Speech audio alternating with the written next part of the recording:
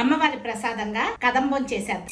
ఒక గ్లాసు కందిపప్పు, ఒక గ్లాస్ బియ్యము వేసి కడిగి 8 గ్లాసులు నీళ్లు పోసి ఒక విజిల్ రానిద్దాం. నీళ్ళు ఇలా మసులుతూ ఉన్నప్పుడు మిరియాలు, దాల్చిన చెక్క, ములక్కాయలు, సొరకాయ ముక్కలు వేసి ఉడకనిద్దాం. చూద్దాము. ముక్కలు ఉడుకుతున్నప్పుడు బీన్స్, క్యారెట్, బెండకాయ ముక్కలు, కరివేపాకు, వంకాయ ముక్కలు వేసి ఉడకబెడదాం. ఎండుమిరపకాయలు, శనగపప్పు, మెంతులు, ఆవాలు, మినపప్పు, జీలకర్ర, మిరియాలు వేసి వేయించుదాం. కొన్న మసాలాని ఇంకో వేసి గ్రైండ్ చేసి తీసుకుందాం. కూరగాయలు ముక్కలు పోసేసుకుందాం. అన్నంలో పసుపు, ఉప్పు, చింతపండు పులుసు, వేయించుకున్న కదంబం మసాలా పౌడరు, పచ్చి కొబ్బరి వేసి తిప్పి ఉడకనిద్దాం. తిరగమాతకి సగం నూనె సగం నెయ్యి వేసుకోండి. వేరుశనగపప్పు వేయించేద్దాం. ఆవాలు, జీలకర్ర, పచ్చిమిరపకాయలు, కరివేపాకు వేసాం.